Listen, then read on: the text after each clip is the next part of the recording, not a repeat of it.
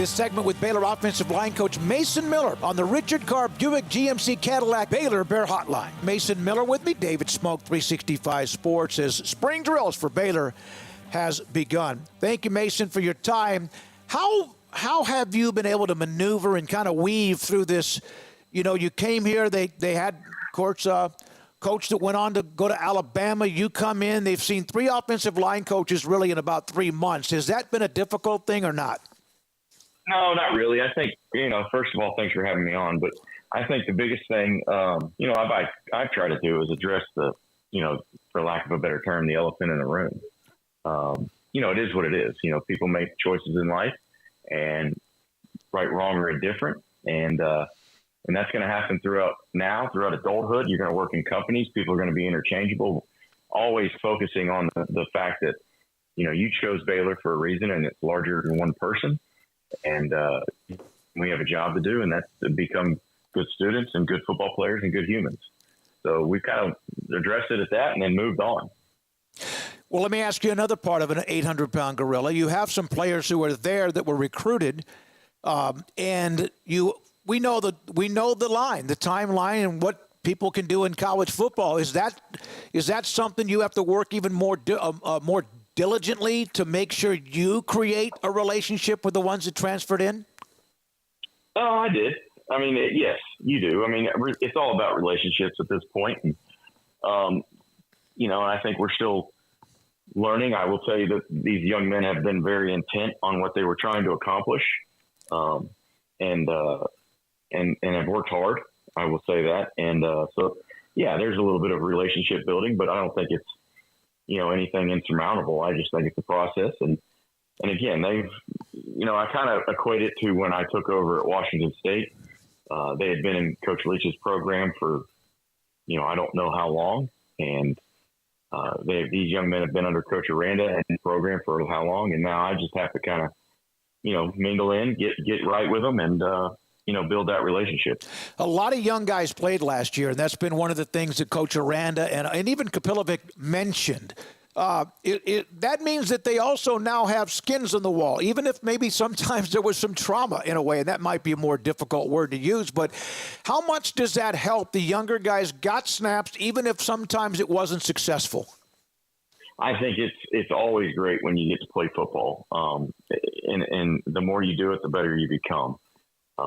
Terminology is terminology. Everybody's got ways they block people, how they communicate it, this, that, and the other. But, to get that game experience, that's something you can't ever take away. And the sooner it comes, the harder it may be at the beginning, but in the long run, it's going to be a better formula.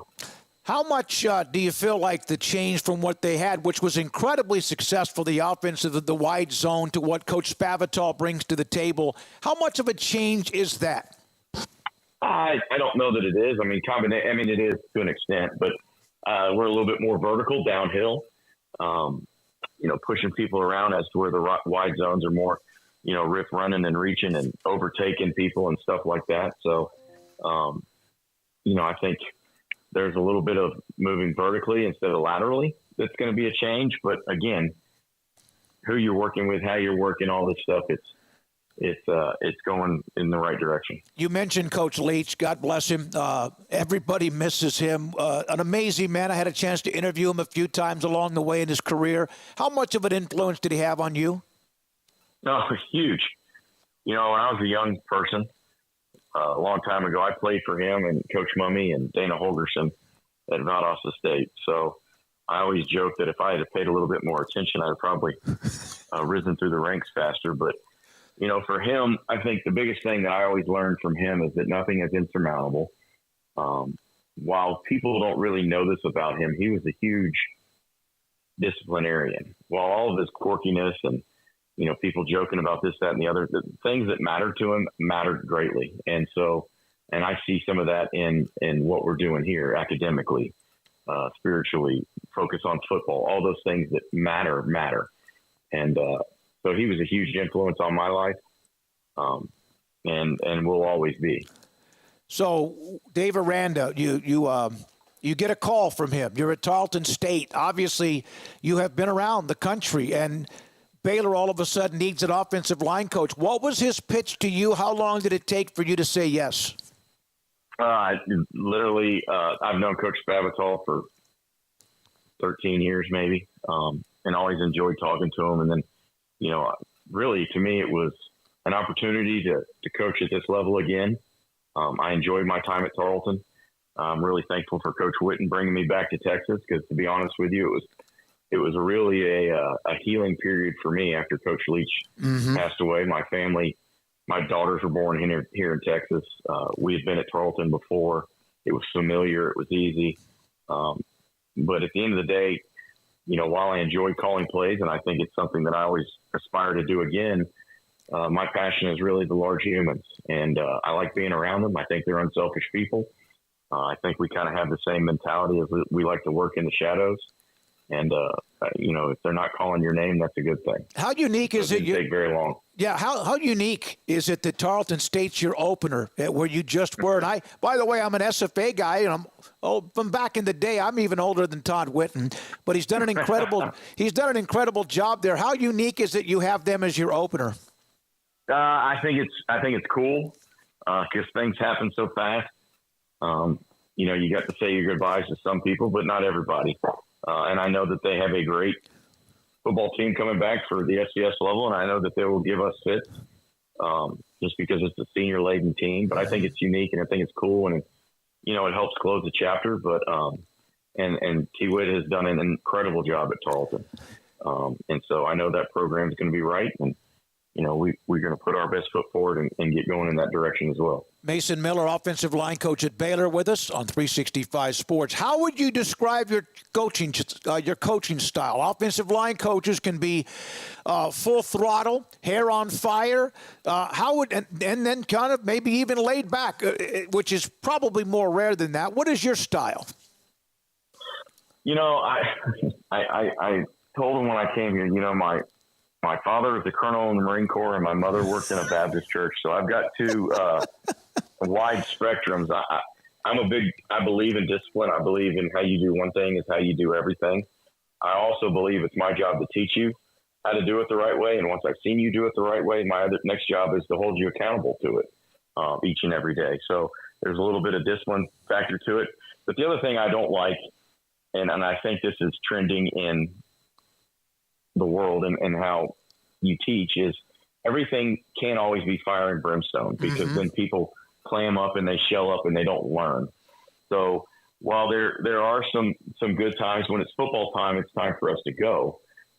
When it's us cutting up and just being human beings and just being, having that relationship on a outside of football level, it's different. So, but I would say that I'm pretty sporty, fiery, I guess, but that generally comes when the bombs start going off. So I saw a YouTube conversation with you and another assistant at Mississippi State, and it was at maybe a sports bar, a Mexican food restaurant, where you're sitting down just talking about life and football and whatever else. And I just sat there and soaked that in. Do you remember that interview? I do. It's Darcel McBath. Yes. And when your name brought up as the one who's being hired by Baylor, I Googled, and what you could, and I immediately I watched that, and then maybe even a couple of days later watched it again. You're a deep thinker, and yet it appears, and it appears as if you take things and you want to be the absolute best, but it's not like life and death. Is that fair? Yes, I think I'm comfortable in who I am. And I think that's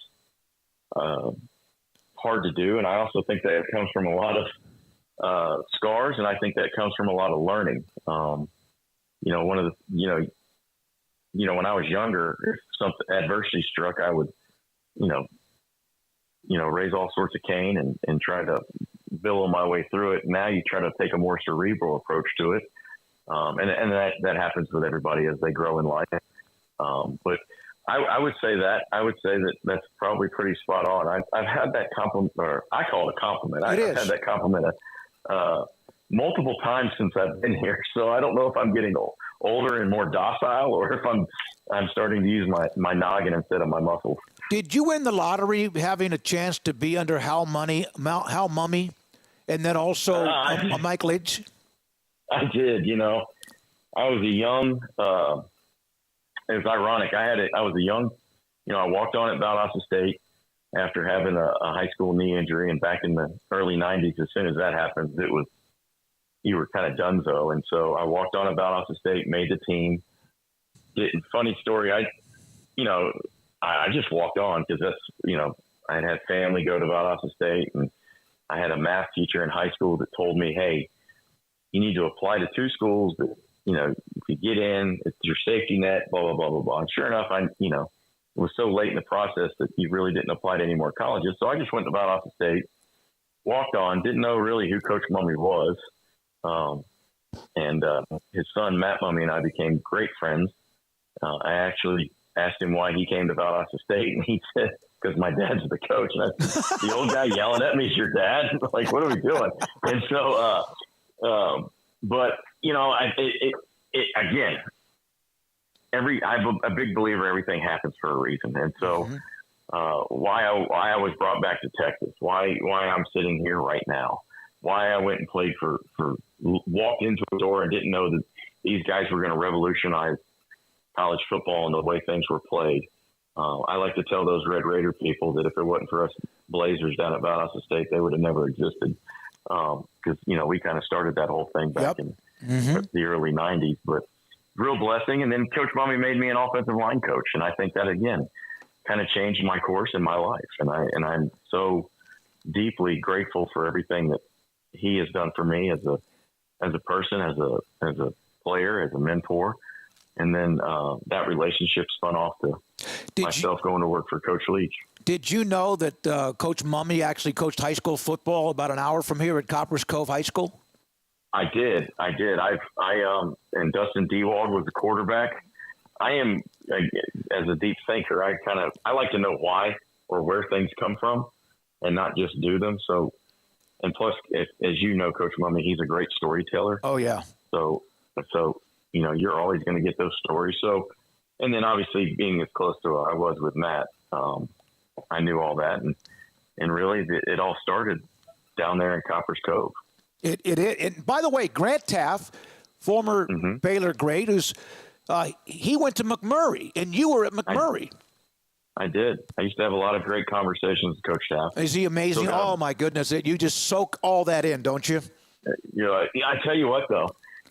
When you're the head coach at McMurray and then you get summoned down to his office, it's a little rattling. And he was a great, I don't know if he remembers me from Adam right now, but he was such a great tool for me as a young head football coach who, to be quite honest, really probably didn't want that opportunity at the time. But, it was the best situation because Coach Mumme was going to SMU and good way to take care of the staff. And so I leaned on him quite a bit, and he was very helpful. But yeah, he used to tell me all the stories about the old McMurray, the fighting Warhawks. He's got there was Indians back then. He's got oh my goodness! You should see. I've been in his house. It's an amazing deal. He's got a room that's kind of his office that's loaded up with all the former, like the Native American Indian history and artifacts and much more. The offensive line, we talked about them, and obviously that's what everyone wants to know about. They have been through some ups and downs, youth and or experience or lack of success, and then at times the light comes on. I don't want to say it's PTSD, but what do you see from them, and how thirsty are they to get better and move forward? Yeah, I think everybody always wants to change the identity of who they are, and they don't want it to be indicative of what people perceive, if that makes any sense. So, and the only way to change that is to do something about it. And, so you have to put a system in place and kind of do the right thing every day and drill work and all that stuff. And again, nothing happens overnight. I mean, I know in a world where you can click it and like it and retweet it and all that stuff, that there's instant gratification, but sometimes hard work and development comes with one positive vote in a direction a day. And so I think that's really what they're striving for. And they have bought into that. I will, so far, I mean, we haven't practiced today's day one, I guess. Right. But, we really haven't been in any of those trials, and there's going to be setbacks, but I think they are hungry for it. And I kind of admire them for it. And, the other thing you got to do is you got to let people be leaders in the room. You got to kind of know the room and know what's going on and see the people, I call it pushing from the back. Let those guys take the reins and run up the front, but push from the back. Will you know about the talent level based on what you've seen on film, where they've been, or even at Baylor or elsewhere, or is that something until you get your hands on them in practice? I purposely did not watch any film of anything prior to this year, and because I didn't want there to be a preconceived notion. If you don't mind, we've had other coaches who have been hired who have said that before, and initially I remember I was like, well, why would you do that? But you're saying the same thing. You don't want to have preconceived notions and let you see what you see yourself. Right, and it's different. It's a different system. It's different instruction. They may have done that perfect, okay, and very well, which they did. And then, we're going to do something a little bit different, teach it different. So I shouldn't judge them on something good, bad, or indifferent that I didn't have anything to do with. So I want to see how they can do with what we're doing and how that's going to transpire. So, and really their work habits and their intent and their demeanor, that's the big thing for me. My last question for you, and enjoy that first practice. How coaches love practice, love film work, love game day, prep, and all that. How much do you love practice? How much as a coach is that something that you just love to thrive on? Actually, it's my favorite thing, to be honest with you. I like game days. They're fun because to me, it's the reward for all the hard work that you've put in. But practice itself, you get to teach. You get to set the identity. You get to watch the failures, you get to watch the successes, and then you get to watch them do all. So to me, that's my favorite thing. That's coaches are teachers, and your tests are every Saturdays, and your prep work is throughout the week. So, which is practice. So, I kind of view it that way. So it is my favorite thing. Since watching that podcast when you were at Mississippi State, I couldn't wait for the opportunity to have a chance to visit with you, Mason. We appreciate your time. Good luck this spring. We'll see you soon, and have a great day. Yes, sir. Thanks for having me, Sickum. Mason Miller, offensive line coach at Baylor on 365 Sports. Imagine you want to play football